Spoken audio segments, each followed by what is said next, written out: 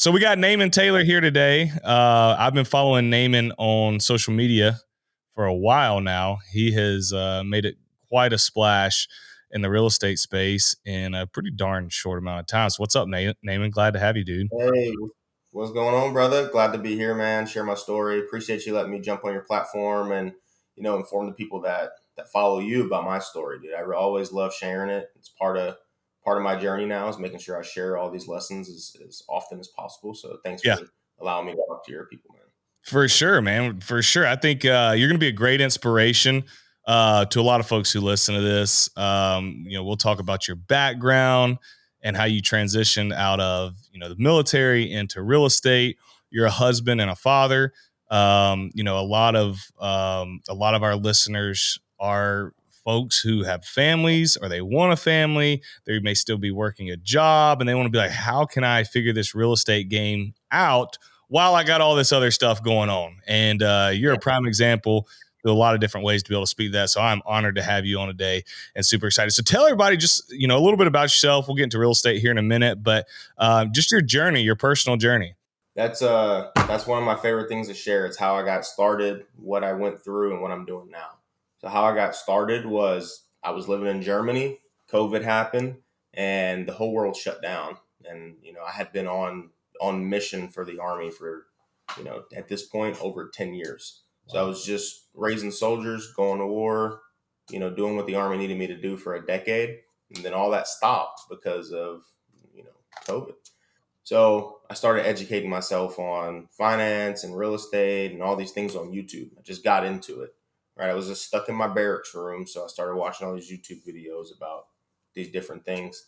And I probably watched about 200 episodes of Bigger Pockets in 2 or 3 month period. And I thought at that point, I said, I can do exactly what it is that I've learned from these podcasts. And so I reached out to one guy in particular who I had listened to his podcast and asked him if he would be my mentor. Wow. And at this point, I had spent $0 on any education or anything like that. I just knew what I learned from the podcast. And he said yes. So then I started paying for this mentorship with him. And long story short, I started burying out houses in Dallas, Fort Worth from my barracks room in Germany. That's how it started. So for everybody saying, I don't know if I can buy in my area, I'm scared to buy out of town or out of state, you're saying you were buying in the States while living in Germany. Correct. Yeah. And during COVID, like I bought my first property. I went under contract around like May of 2020. And wow. Yeah, from my barracks room in Germany. And it was really cool, doing this stuff from that far. I had crazy anxiety. I've seen that house once now. That the first one that I bought. But at the time, I didn't see it for years and years when I owned it. A few years went by before I owned it. I just saw it a few months ago. So like you can 100% do it from anywhere. That was what was cool about my journey, and I love to share that message with people. So that was how I started. Some of the lessons I learned. Now what? So you get into the military at what age? How old were you when you got into the Army? 18. I joined straight out of high school. I knew that I didn't want a regular job. I had worked at this factory for like 3 or 4 months to get like some pocket money. And I knew for a fact I didn't want to do that anymore. And I just kind of looked around at what everybody was doing that were adults. And I was like, this doesn't seem right, man. Like I'm going to do something a little bit different. And one of my best friends had joined the Air Force the year before me. He was a grade above me. So he had joined the Air Force. So I said, I'm going to join the Army. And my whole senior year, I knew I was going to join the Army. I had already decided that that's what I was going to do with my life. And I went into it at 18 thinking I was going to do 20 years. Wow. Like I was like, I'm just going to go do this. What was my first contract? Yeah, it was amazing. My first contract was 6 years. My first duty station was Colorado Springs, Colorado. Beautiful place. Really cold, but, beautiful place. I'm from Cleveland, Ohio originally, and it was even colder than Cleveland. I had my first deployment in 2010 to Afghanistan. And then, the Army really blessed me with the ability to travel. Right. So I went to places I didn't want to go, but I went to a lot of places that were really cool. So like I went to Iraq, Afghanistan, Kuwait. Right. But then I also got to live in Korea for a year. I got to live in Europe for 3 years. I got to live in Texas. I got to live in Colorado. I got to live in Oklahoma. So I got to live in a bunch of places that you wouldn't normally get to live in and go see through the 13 years that I served. So it was a great experience. That's unbelievable, man. Well, thank you, number one, for your service. I appreciate it. That is a long time to do. I know there's people who are lifers, but I would probably say, I mean, you probably know the statistics. Majority of people don't make it 10 years. So No, no. the fact that you did it that long, that's awesome. What do you think is your biggest takeaway? And then we'll jump into, I want to find out what made you choose real estate and then dig into some deals. But your lessons from the military. I always talk about my lessons from sports. I didn't get in the military. I played sports through college, and there's so many correlations. What do you think has helped you from that part of your life be successful in what you're doing today? Because you're absolutely crushing it. A few things. One of the first ones was like leaning into a schedule and a regimented schedule and working out every morning. I still do that to this day. I'll always do that. That's just part of my life now. So always working out every day in the mornings was something that I'll take away. And then leadership, understanding how to talk and lead people from all around the world.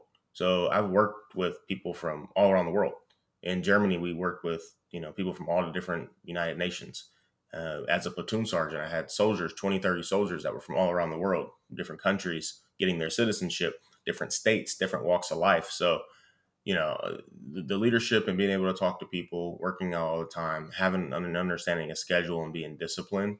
And, those things really translated very well into being an entrepreneur because of sales. One, you got to be able to talk to all these different kinds of folks, all these different people from all these different types of walks of life. And then the fitness, it gives you, I mean, if you take yourself serious and you look good, you get immediate respect from people when you walk into a room, Isn't that right? So crazy? immediately you gain some level of respect from them, from respecting yourself enough to work out every day. So like those sorts of things, translated well to be an entrepreneur. And then the adversity you have to deal with as a soldier, right? Like being at war. You realize some of this stuff is not as serious as you might think. I'm like, oh, we're gonna lose some money on a deal. Oh, we're gonna make a bunch of money on a deal. It's like I react to it the same way. I don't get too high. I don't go too low, because I know what things are serious and which things to take serious and which things are just results of the work you put in. What a great perspective. What a great perspective. And I'm sure you have to ground yourself sometimes because it's easy to get caught up in the present. But the fact that you can reflect on that, and I think we all, not to the extent that you have, because you've done things that a lot of us haven't done, but I think everybody has their personal journey to where they can look back and reflect on what has been an unbelievably tough challenge in their life and realize, okay, what I'm going through now is cake compared to that. Like I'm prepared for Yeah, this. And if you can keep that perspective, you're going to give yourself a chance to succeed because you said it perfect. The folks who get too high and then too low and then too high and then too low, they don't normally make it very far because when those lows come, they can't handle it because they got used to that dopamine and those endorphins up here. And so that's cool to see how you've been able to implement that into your life. So why real estate? Why did you choose it? You could go on anywhere and done anything, yeah. stocks, crypto, whatever. And you may dabble in some of that, but why primarily real estate? I dabble in none of that. So I chose real estate. One is that's what I educated myself on through YouTube. But why I stayed with real estate was when you're a soldier, you get a thing called a VA loan. And I used it a couple times without an investor mindset, just I needed a place to live. I used it a couple times and I made a lot of money when I sold those houses. And so when real estate came up through the YouTube algorithm of something I could learn, I thought, well, I made a lot of money selling those houses. I should probably keep doing that. It never, so JD, like it never occurs to people when they sell a house and they make 50 to 100 grand that maybe they should try and sell more houses. They just keep going with what they're doing. It doesn't hit like, wow, I just sold a house, made a bunch of money. Maybe I should keep selling houses. So that happened for me, right? I sold a house, I made 50 grand, and then I had educated myself on the verb strategy. And I was like, I'm gonna keep doing this. I'm Was analyzing this these your deals personal correctly. house? Your first one? Was that your Yeah, personal house? yeah, personal residence. Were you house Ended up hacking selling. or what? Or no, you just lived in it. It was just your straight up personal Yeah. home. Dude, I was house hacking before it was like a cool thing to do. Yep. My first property I bought was a duplex in Killeen, Texas when I was stationed at Fort Hood. I was 24 years old. And this was I was finally able to live off base. So this was like the first place I lived off base. And I lived on one side, I rented the other side. I just didn't want to pay rent or a mortgage. There was no house hack in 2014, right? At least as far as I knew about. I was just like, how can I not pay rent? Yep. So that's And what let I me did. tell for all the listeners, just in case, because we have some people who are straight up beginners. House hacking, what Naaman's saying is he bought a duplex, he lived in one side, and he rented the other side out. And that rent from the other side essentially covered his entire mortgage for the whole duplex. Now, you can do this with a duplex, triplex, quadplex, or you can even do it. My buddy did it with a single family home. He had 4-bedroom house. He lived in one bedroom, rented out the other 3. And then also Naaman mentioned the VA loan because he was in the military. So he didn't have to put any money down to buy this house as his personal residence. So he's into this property with no money down. Then somebody else is paying his mortgage for him. And some of you guys may be saying, well, I was in the military. I can't get zero money down. Well, okay, maybe you can't get zero down. You can get pretty darn close, though. There's programs out there who will make you only put 3.5% down or maybe 5% down. And so there are a lot of creative ways to get into real estate. House hacking has to be about number one for being the best way to get into the game with little to no money down and get a taste of what it's like to be a landlord. Correct. Yeah, I did the other thing too, the latter. After I moved out of my duplex, I started renting both sides and getting the cash flow. And then I bought another house with my VA loan, a 4-bedroom, 2.5 bath, and I rented the bedrooms out to single soldiers that were looking to, you know, have an off base deal, or they didn't want to pay. But they didn't want to buy a house. They just wanted to rent a room. They wanted to keep their bills low, so they rented a room for me for like $500. My mortgage was paid for again when I bought a big house. I mean, there's so many ways to do it.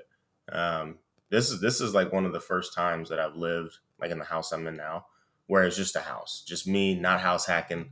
For a decade, I did it. My last place was a triplex where I lived in one unit and rented the other 2. So even when you've got cash flow, you own properties. If it fits your situation to where you can still house hack, because now I got 2 kids and my wife. Like, we're not house hacking no more. Yeah. But before that, it was still a possibility. So I continue to do it.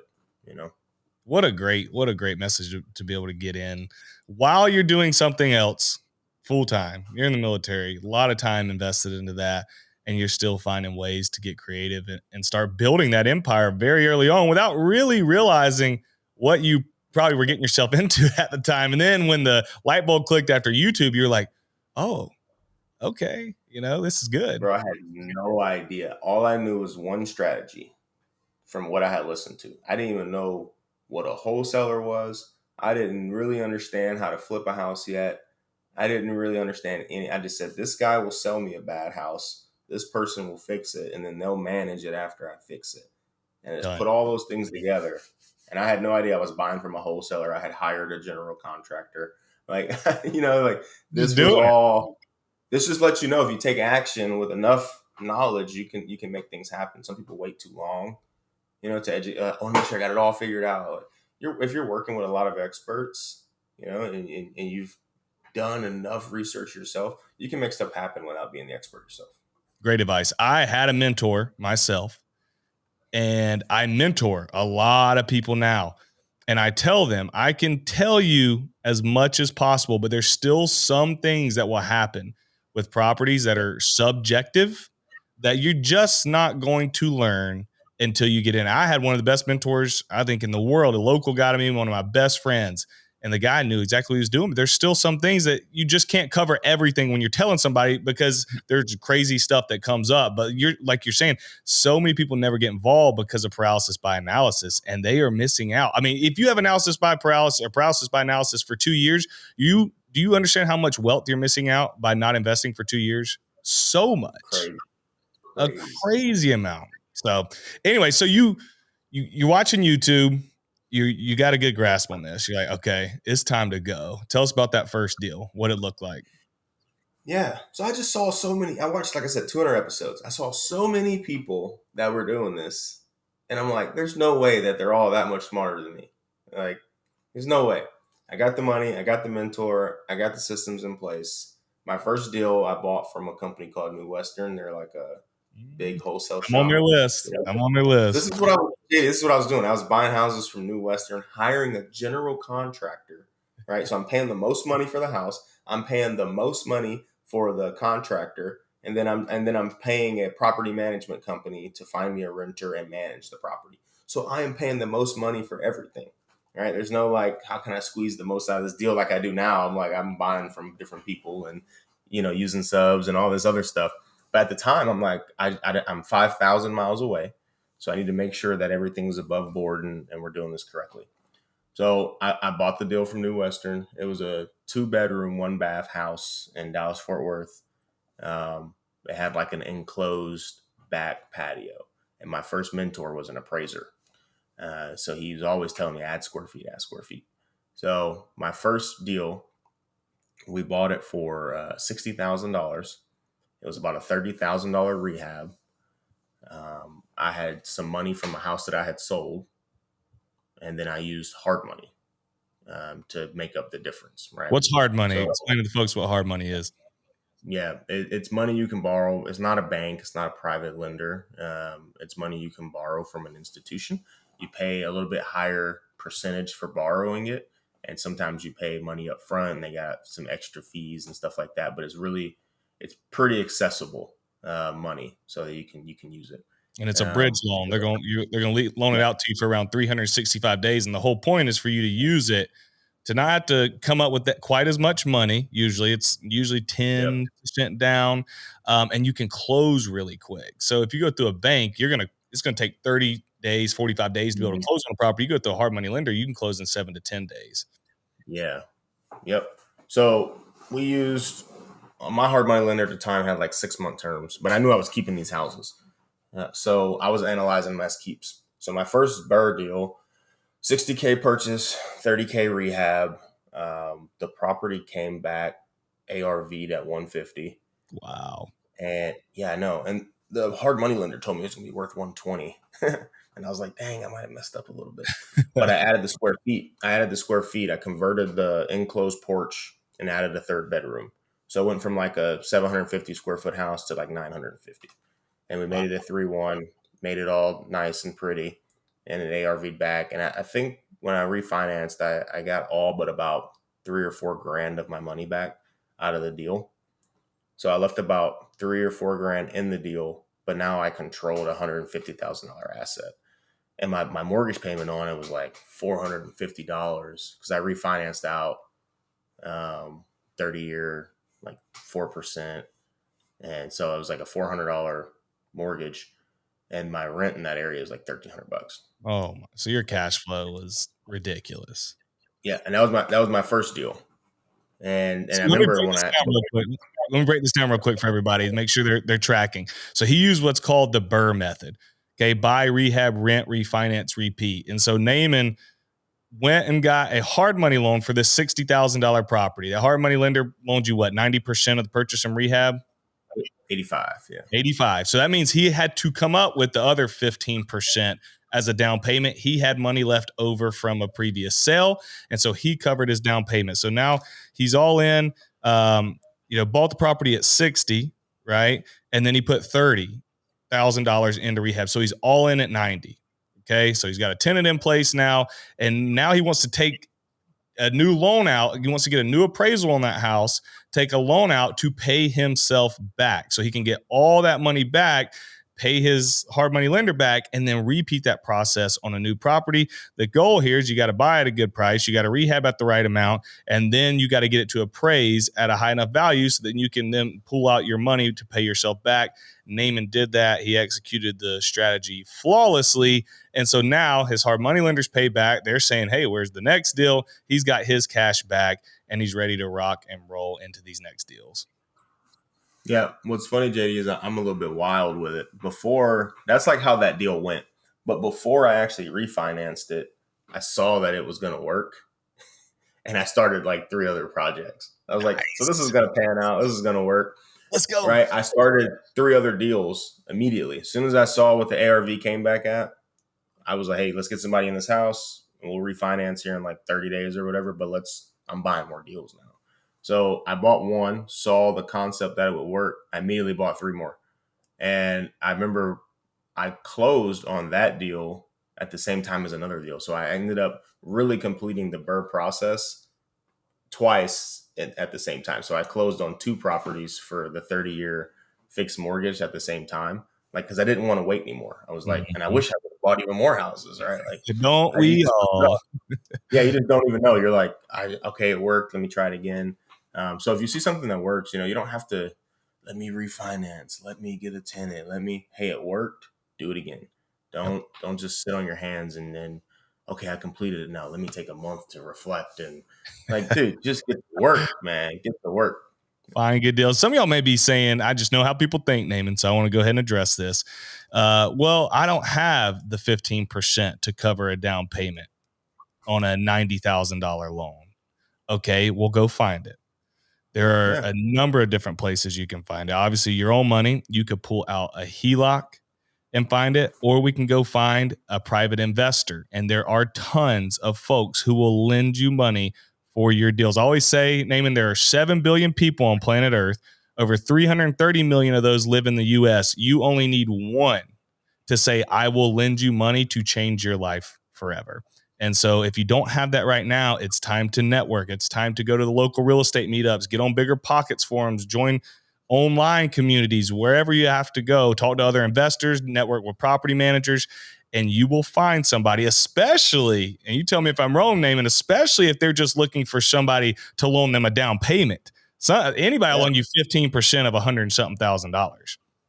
Well, I didn't have all the money either. So when I did my first deal, it was cool. I had all the money. Remember, I said I did 3 more immediately.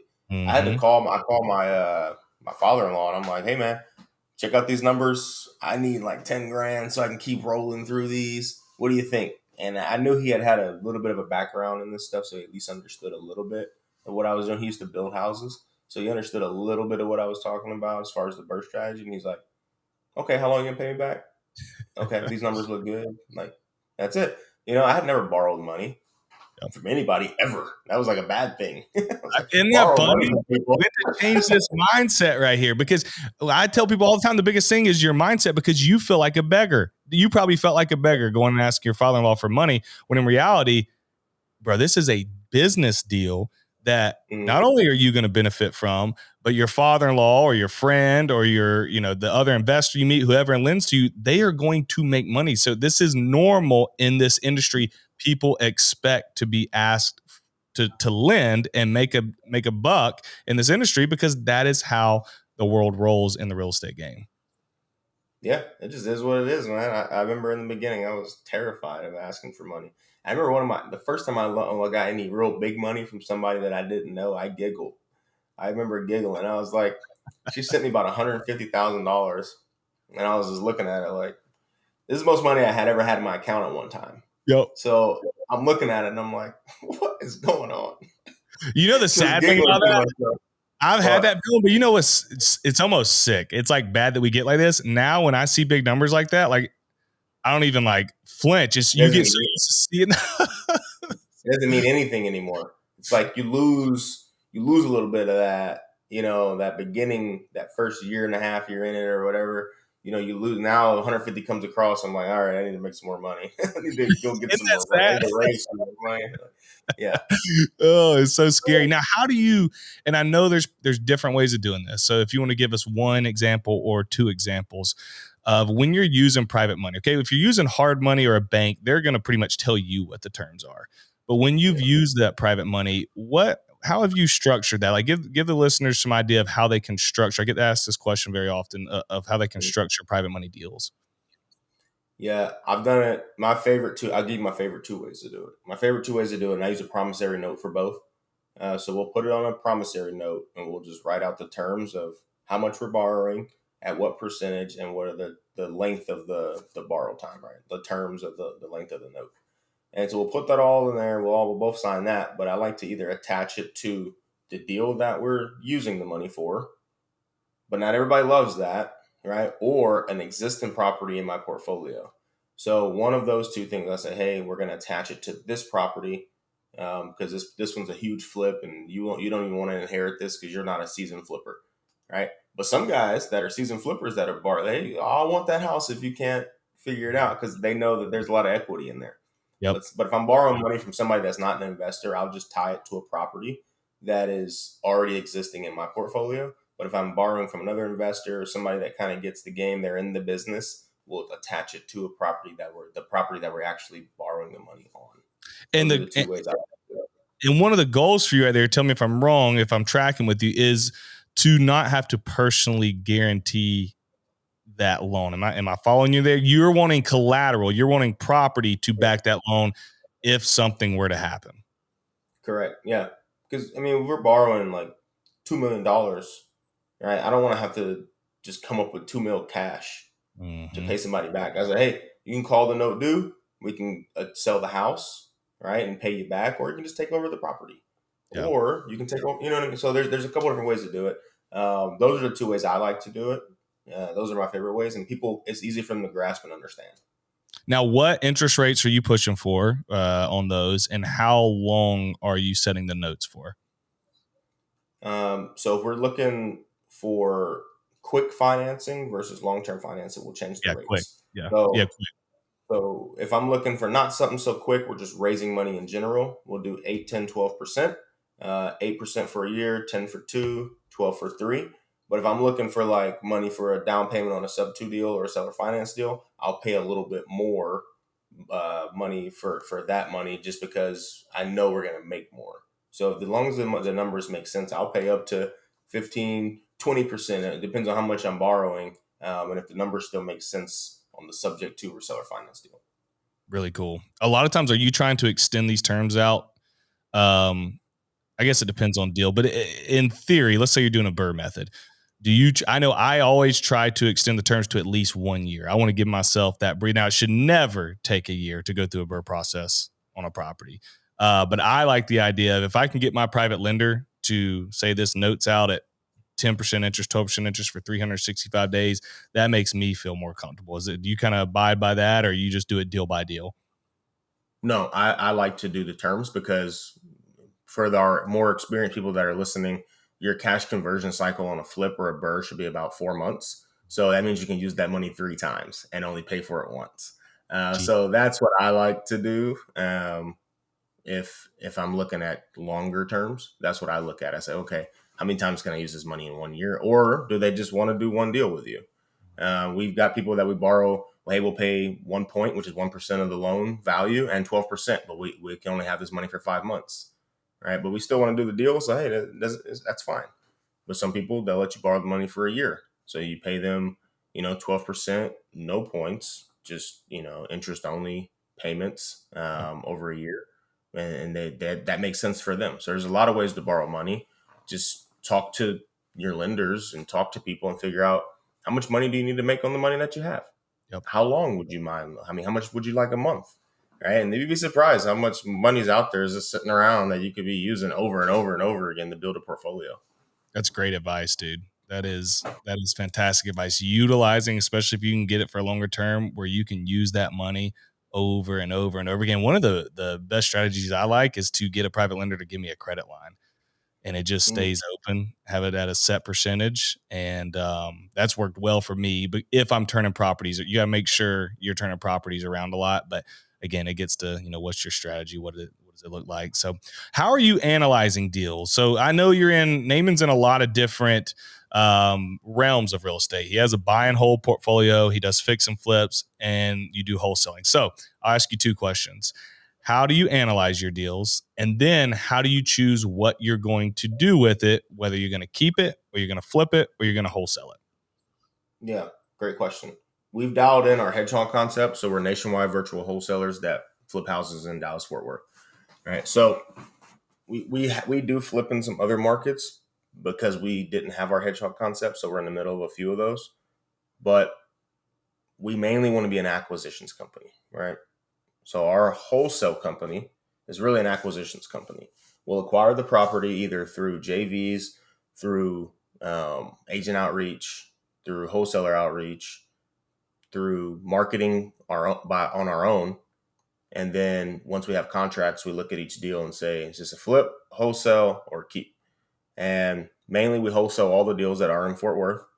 If it is in Fort Worth, then we'll analyze it as a flip and a wholesale deal. And then if it's in Fort Worth and it's in neighborhoods that we actually want to hold houses in, we'll analyze it as a wholesale flip and a buy and hold. But everything comes through the acquisitions company first. We want everything to come through first as a wholesale deal, because that's the quickest way to make the money. That's really cool. And then you do your deep diving. And so what does that analyzation process look like for you guys? So we'll look at what is the purchase price versus what do we think we can wholesale it for. If we can't wholesale it for 10 grand, we're kind of looking at it like, all right, is this even a deal? Right? Because we get a lot of things that just aren't deals sent to us. And sometimes we lock stuff up. And then when we go to do a real deep dive on it, we're like, we locked this up way too high. We got to call back and get a price negotiation, right? So first thing we do is analyze it all as a wholesale deal. What kind of fee can we put on top of this? Our minimum wholesale fee is usually $10,000. What kind of wholesale fee can we put on top of this, if any at all? Then once we've analyzed it as a wholesale deal, we'll look at, okay, let's see why we weren't able to wholesale this, or is this is like a $20,000 assignment? Maybe we should look at flipping this property then. What are the numbers on a flip? How much rehab does it need? What are our numbers from our private money lenders on our holding costs that we're going to have here? And then how much is it going to cost to fund the deal? So we're looking at purchase price plus rehab and figuring out, are we going to make $40,000 on a flip? That's usually the minimum we want to make on a flip, right? Can we make 40K on this flip? If not, then we most likely won't flip it and we'll look to wholesale it. Now, if we can make 40K on the flip, that usually means it's a good burr. So we look at it and we say, okay, we can flip this house. We can make 60K on this flip. Is it in a place where we want to hold houses, right? We don't want to just own houses everywhere in the DFW Metroplex, right? So we're looking to buy in Fort Worth in certain zip codes and pockets. So we'll say, hey, does this fit our buy box where it's in 76116? It's on a street that makes sense for us. We have other houses over here. And this is going to appreciate well. Crime rate's low. The rents are 2,000 plus. This is 1960 and newer, right? The rehab was minimal, not super invasive, so CapEx will be low, right? We look at all those things and figure out, okay, does this make sense to hold? Right? Can we make money on a cash out refinance?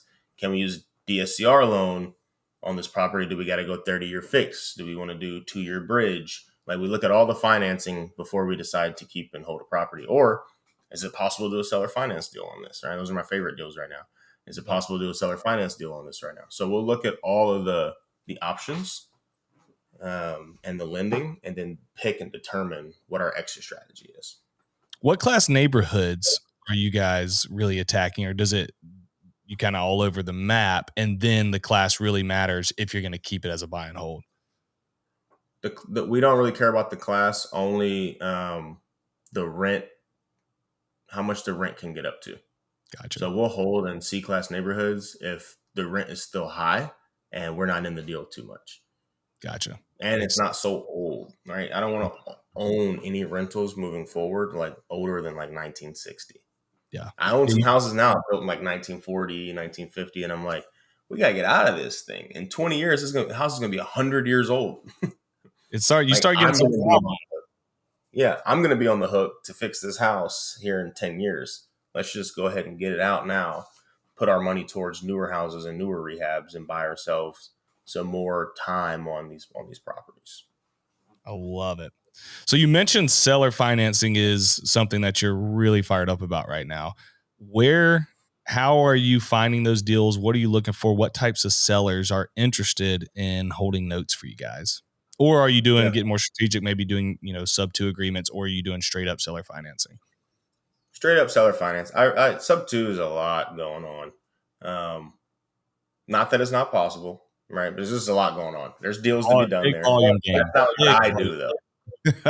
Me either. It's not what I do. So seller finance deals, we'll pull like high equity lists through batch and stuff like that, and cold call those people. But also when we get inbound leads, we'll just ask them, hey, do you own the house outright, or do you need all the money at once? All right, we'll just probe a little bit during our sales process just to see if this is even an option.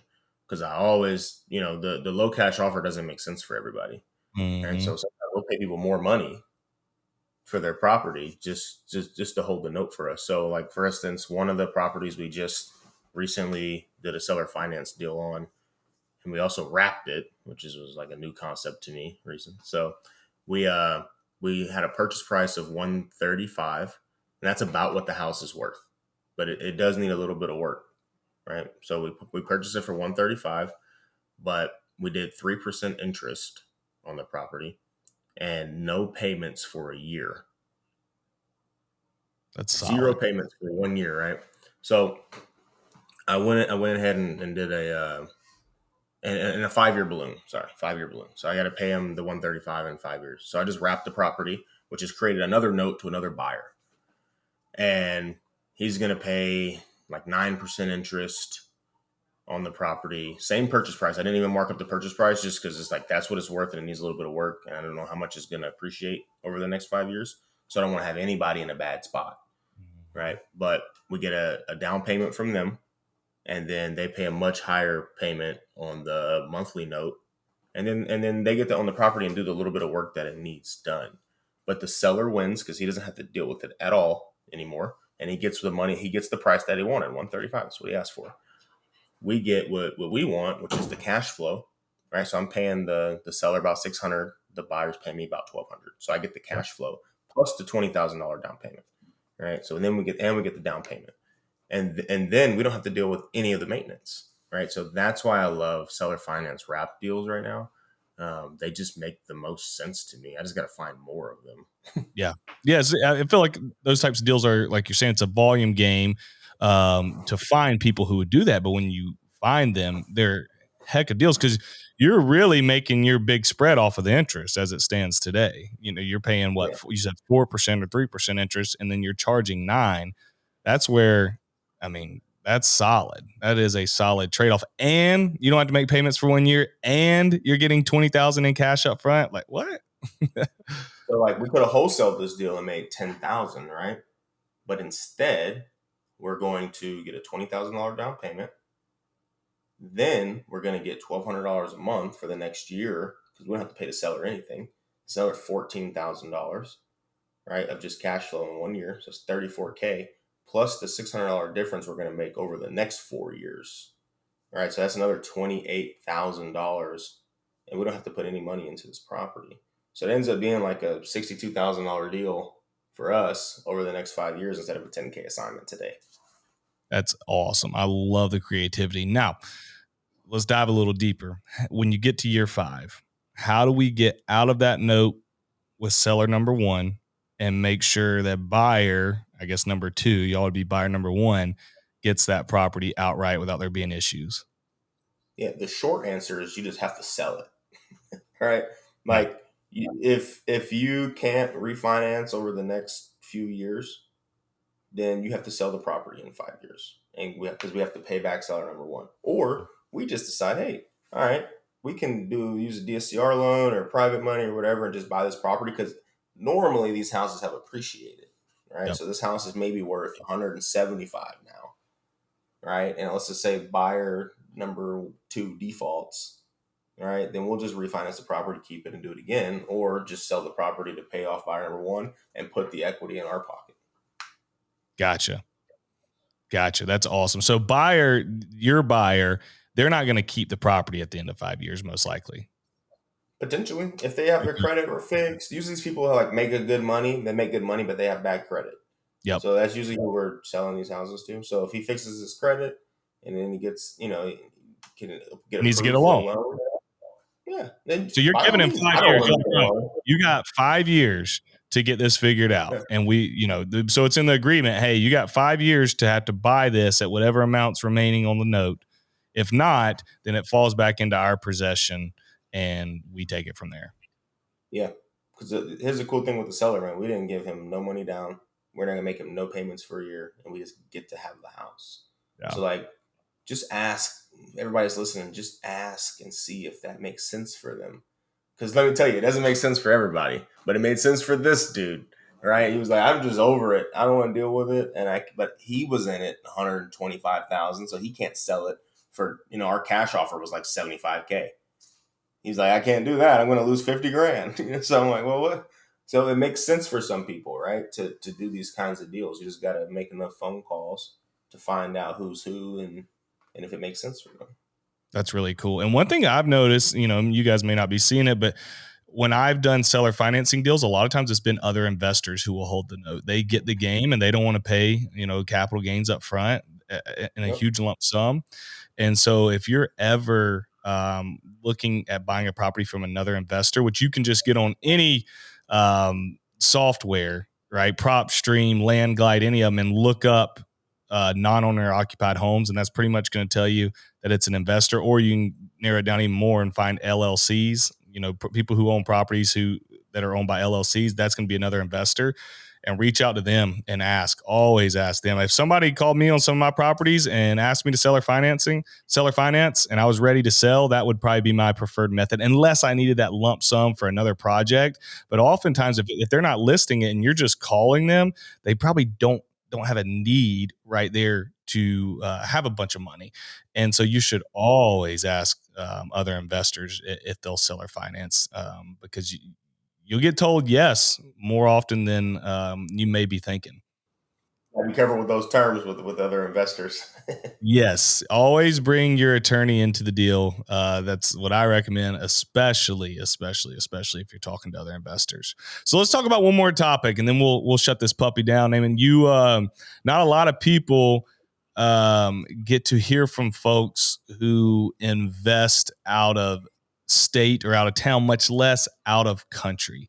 So pretend that you got a bunch of folks here who live in LA, Oregon, wherever else. They can't find good cash flowing deals for rentals in their market. Put their mind at ease to let them know that, hey, that's okay. You can buy anywhere. Yeah. There's so many great cities in the Midwest and the Southeast, here in Texas, where cash flow is amazing. All you have to do is build a team. Build a team out. You can do it virtually. Literally, I did it from my barracks room in Germany with zero experience from just watching some podcasts. Sounds like you might have more money than me, more experience, a better grasp on real estate from when I got started, and I was still able to do it in a city 5,000 miles away. So network with contractors, network with property management people, find a mentor in that market, find wholesalers in that market, house flippers, just go crazy, pick a place and go crazy and talk to everybody.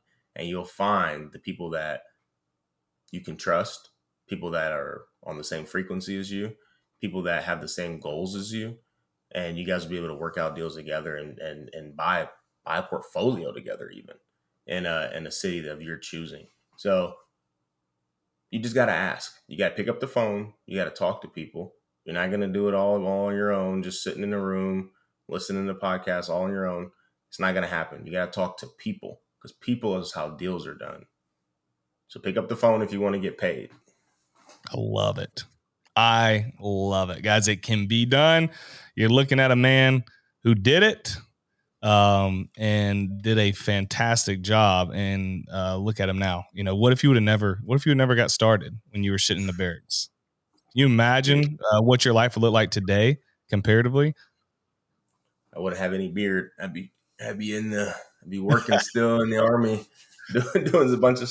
I don't know. Who knows, man? It's crazy. It's crazy the ride that I went on, man.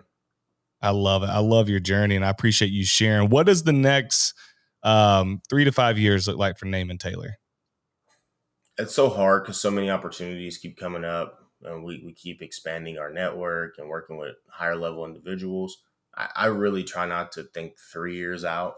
I focus on 1 year at a time, because people underestimate what they can do in a year. They underestimate it. So I just take it 1 year at a time. I want to flip 50 to 100 houses this year in Fort Worth, Texas.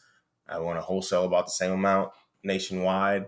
I want to keep growing my community. I want to take more vacations this year than I did last year with my family.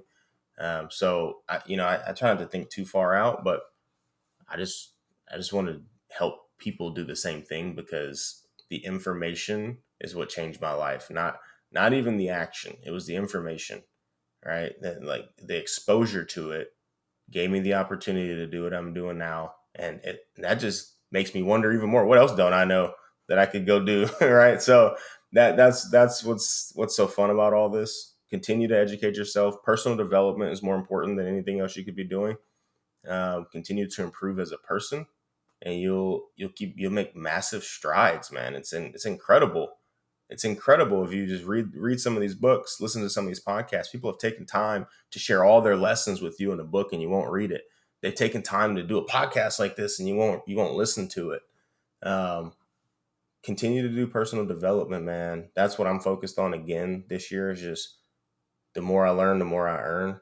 So I'm just going to keep on learning and keep getting around, people that align with me and are in the same space as me. As far as family, money, real estate, I'm just gonna keep connecting with those people, man, this year.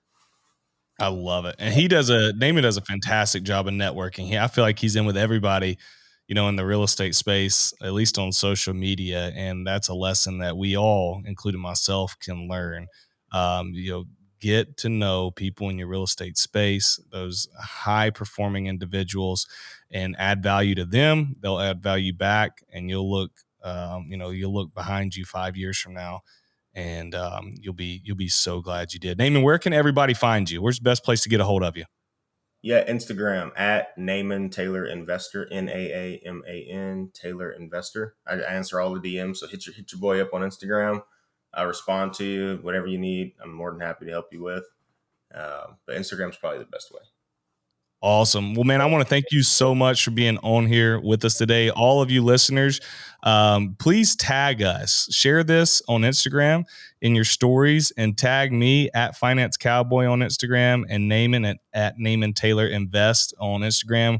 We would both love to personally thank you for taking the time to read this and tell us how it impacted you and how Naaman's story has helped you, because I know it's going to inspire so many people like it has myself. So Naaman, thank you again so much for hanging out with us today. I can't say thank you enough. You did a fantastic job, and we'll have to have you on again. All right, dude, 100%. I want to share one more thing with people. This information will help you make 7 figures, 8 figures, right? You can continue to go down this journey. It's just a matter of time. Don't quit. Just don't quit. Okay. But you will make 7 figures, 8 figures if you just keep down this journey. But I want you to ask yourself, when you are making 7 and 8 figures, are you a 7-figure father? Are you an 8-figure father? Are you an 8-figure husband? Are you an 8-figure friend? Right? All that stuff is way more important than making money. So when you do start making that money, ask yourself, are you falling in these other categories as well? Or are you just an 8-figure earner? Great advice. You can't take it with you, bro. You can't take it with you, but you can leave a legacy with those that you love and that love you. That is golden advice right there. That's free too, folks. This podcast is free. Y'all better reach out and tell Naaman thank you. That's awesome stuff. Well, appreciate it, brother. And all you listeners, we will see you next time.